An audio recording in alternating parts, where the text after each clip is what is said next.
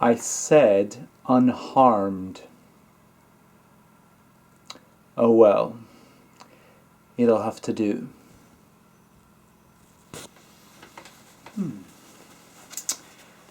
Greetings, young vampire, young Cainite, as I think you call yourselves. I apologize for the manner to which you were brought before me today, but I had urgent need to talk to you. What? You're surprised to see a Kuei-Jin with a Caucasian face? There is so much you do not know about the Kuei-Jin, my friend. So much for you that you need to learn.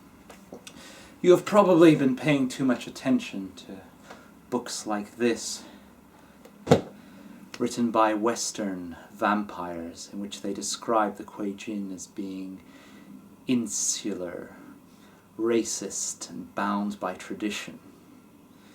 Seeing as that stereotype was produced by ancient Western vampires, I think the expression pot calling the kettle black fits perfectly there, do you not? Anyway, sit down, relax yourself. For many nights as you stay here, you are safe. We're just having a small conversation between friends. The Kuei-Jin. Well, there's always the same question with any species you know, any things you think you know. Always a question: how did they survive? The Kuei-Jin have been in Asia for thousands of years, and we have survived. And we did not survive by being comic book stereotypes. We have survived because we have changed and because we have stayed the same as we have always needed to. So always ask that question. Whenever something seems you don't understand it, just say, okay, how did they survive? How did they endure? And if you can seize that, you're halfway to understanding anything, any species. Let's talk more about stereotypes. Let me give you yourself as a stereotype vampire. You have the blood of ancient lineages within you. You can trace yourself down through the ancient and powerful vampires to Kuei-Jin himself, cursed by God. You have the disciplines of your clan. You are part of one blood. That is the powerful stereotype. Then you have the one that you're just an inbred bunch of aristocrats with powers that you inherited against your will, or which you didn't do anything to deserve. Anyway, stereotypes can be rephrased in so many different ways. But now, let's talk about us, about the Kuei-Jin. Where to start? Well, you know of the beast. Maybe you should start with our origins. We were heroes once. We were servants of the gods, of the powers. We brought justice to a world that didn't know much darkness in that time, but the darkness that it did know we struck down furiously. And we lived upon the chi, the life force of the world itself. And then, as always, we grew greedy.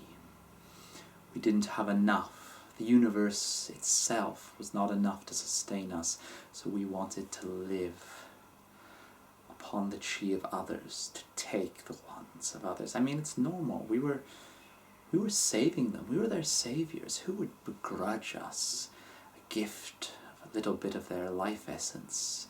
Just a touch here and there, and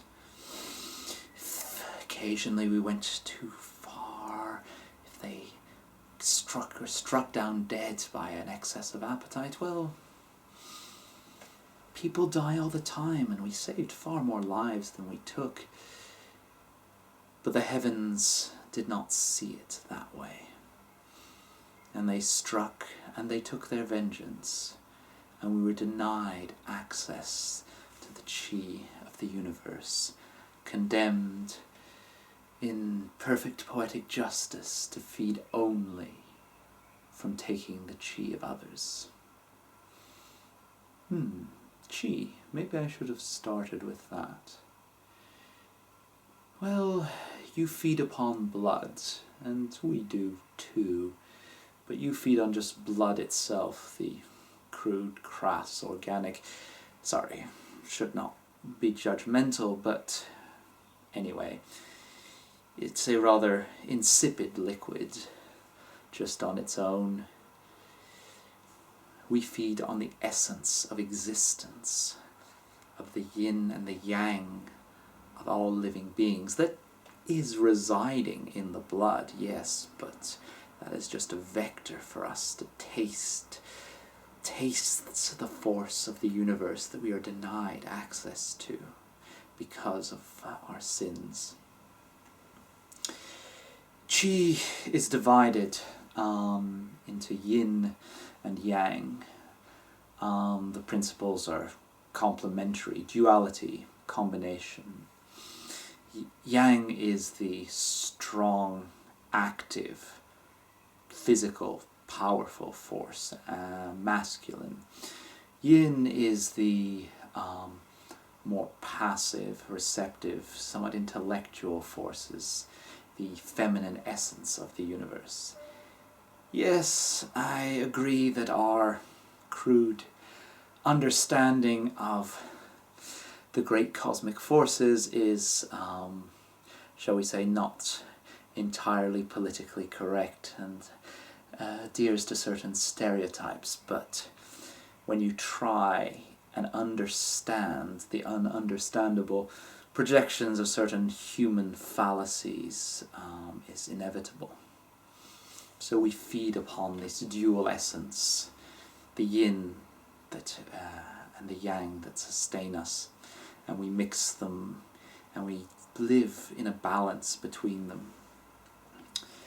This is when I talk of our origins. Yes, we, the Kuei-Jin, were great heroes once, but I wasn't. And most Kuei-Jin that you encounter today were not. We are new Kuei-Jin. Where are we from? Well, we went to hell. We died and we went to hell. And we clawed our way back. And the beast that you Westerners make such a big fuss about, we have that too, but that beast, that Po, the lower part of our soul, the Hun is the higher soul, and the Po, the beast, is the lower soul. That is how we clawed ourselves back from hell itself. And believe me, living with a Po is an extension of that hellish experience. Unlike your beast, which I completely respect, you have a problem with impulse control and your beast calls you to do bad stuff. Yeah, okay. Respect. But the Po is not a mindless opponent. It is cunning, it wants us to fail, and it has its own thoughts and its own powers. It whispers, I can hear it. It suggests things. And the problem is, the suggestions are not stupid. They're not ignorant. They're useful. Very useful. Far too useful. And I know that if I listen to it too much, then there will come the day that I will fall straight back into that hell that it wishes to return to, that it regrets having ever helped me get out from. But ignoring its signs completely, that's not a wise thing to do either. That is the way to final death.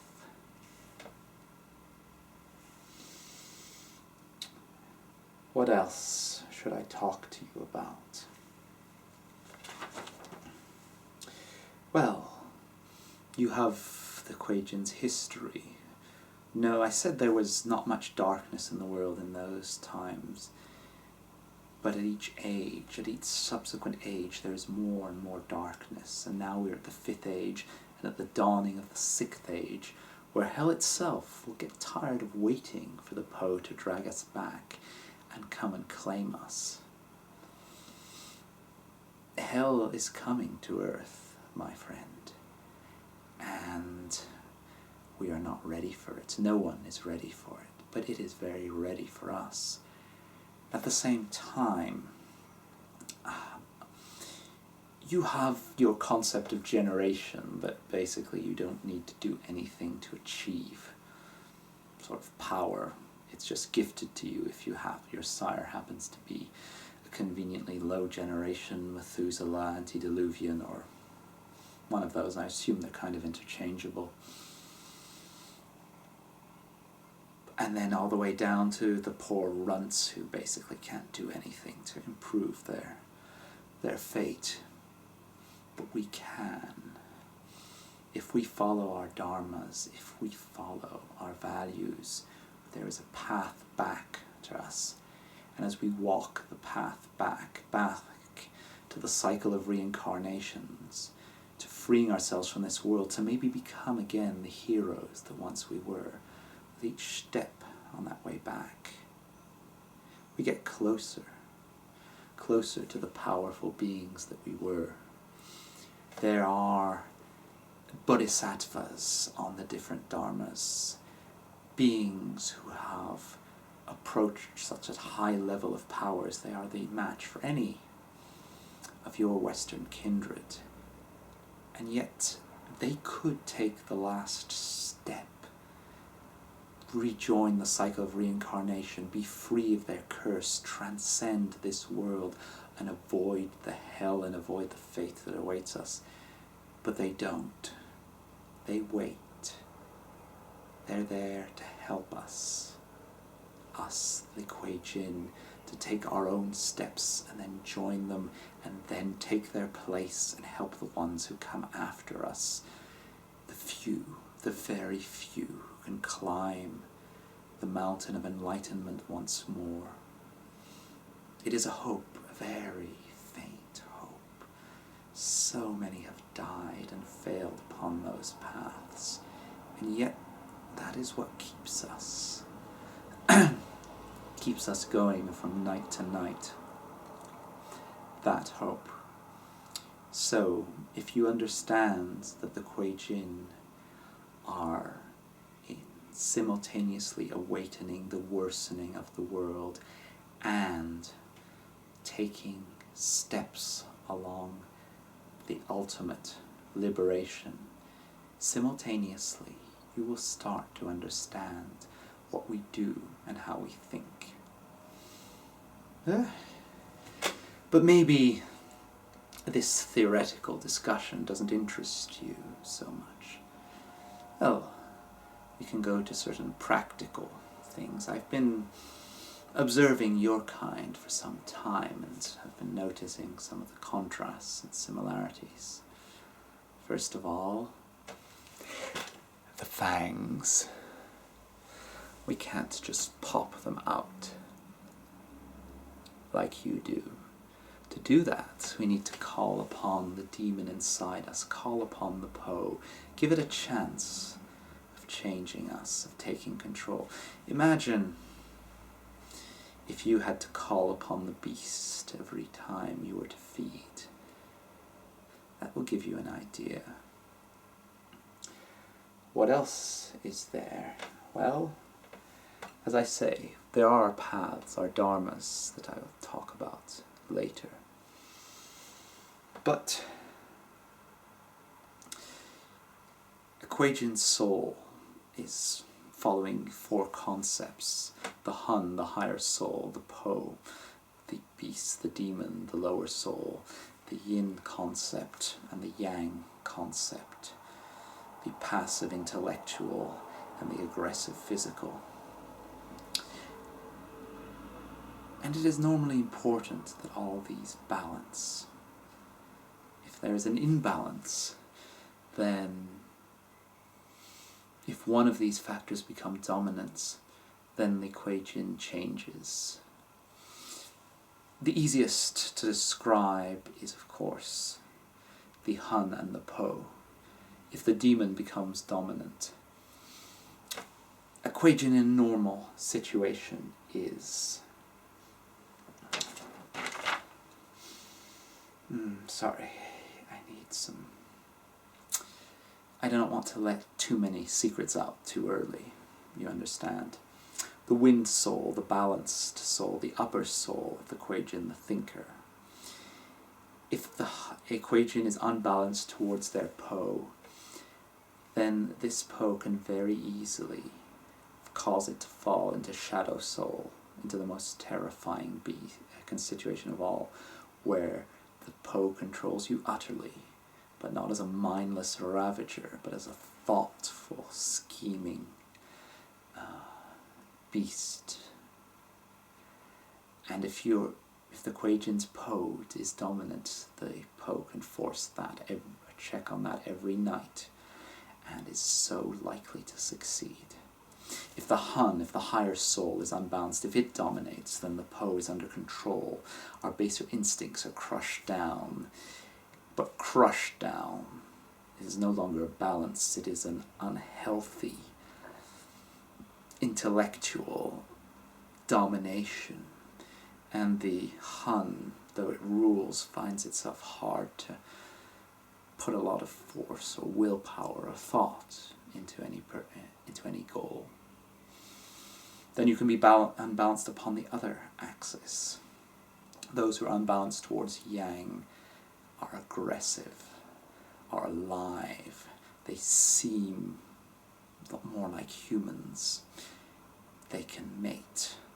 They can bear children in certain exceptional circumstances. Oh yes, I have seen it done, and I have done it myself. But that is another story. Those unbalanced, and the Yang, the force of Yang is there. It's your courage. It is very useful for resisting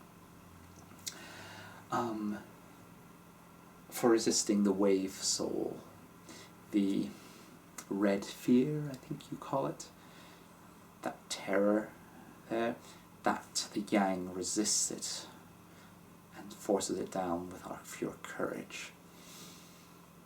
Those who are unbalanced towards Yin are the opposite. Cool, passive, thoughtful, schemers, ugly fuckers, to be perfectly honest.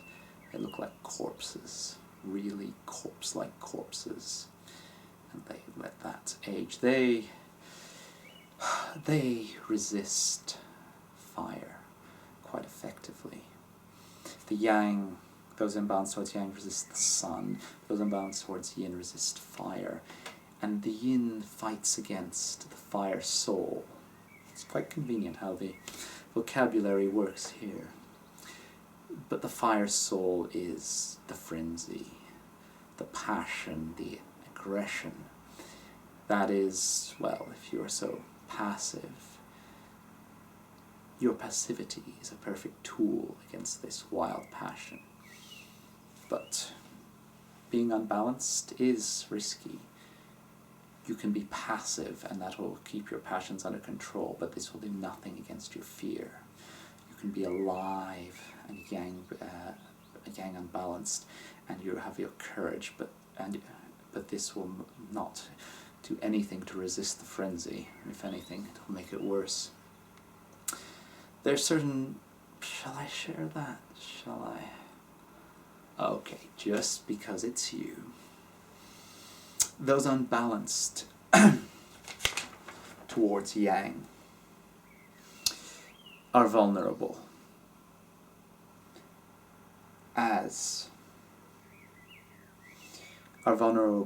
to stakes through the hearts as you are, but not to wooden stakes, to metal stakes, the element of Yin, quite naturally.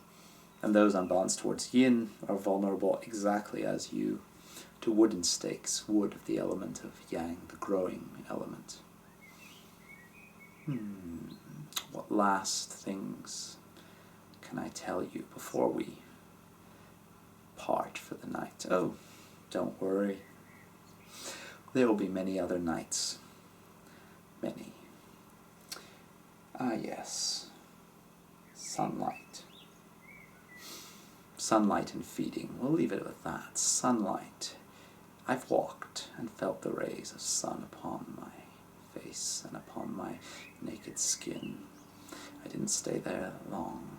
Those unbalanced towards yang can walk longer in the sunlight. It is the yin energy that it destroys, those rays. But I have walked in the sun for short periods. We can endure it. Of course, once it starts burning, it burns quite a lot worse than I think you vampires suffer from. But only an idiot would stay out in the sun that long. Now then, would they? Don't read anything into me staring so intensely at you while saying that. Feeding. Well, we feed upon the chi in blood, as I said. If we are not progressed far on our dharmas, we have to feed upon the chi in flesh, a most disgusting process, which I have tried for tradition's sake a few times. But blood is the more general things, and it's quite delicate, and you can, by seeking sexual passion, for instance, in your, or intense fear in your victims, you can cultivate some rather delicious yang essence inside it. While if you feed on the dead, the dying, or those of terminal lethargy, or vampires themselves, I don't know what that means. Maybe you can tell me at some point. There is all filled with the essence of yin, the passive energy, which in certain moods is more delectable. As you progress through your dharma, you can feed more easily. Our ancestors can feed on the breath of living creatures, and the higher ones, the bodhisattvas, they can feed. Not just the bodhisattvas, the ancestors as well, they can feed on the essence of the universe, a bit like we used to be able to do in times of old. Sometimes, in certain locations, in certain dragon lines, where the chi is strong, on certain celebrations where the chi is even stronger, I myself have fed upon the essence of the universe, and it is magnificent. It is but a pale shadow of what once we could do, but it is such a joy, such ecstasy to feed upon the world itself and feel its yin and yang turning within you as it turns within the world. Anyway, it's probably much stronger felt than described. But yes, make yourself at home here. Don't try to escape. It would end badly for both of us. Well, no, actually just for you. But feel free. No harm will come to you within these walls. And we'll continue our conversations in the nights to come. I will tell you all there is to know about our race, and you in exchange will share all that there is to know about yours. Welcome to my domain.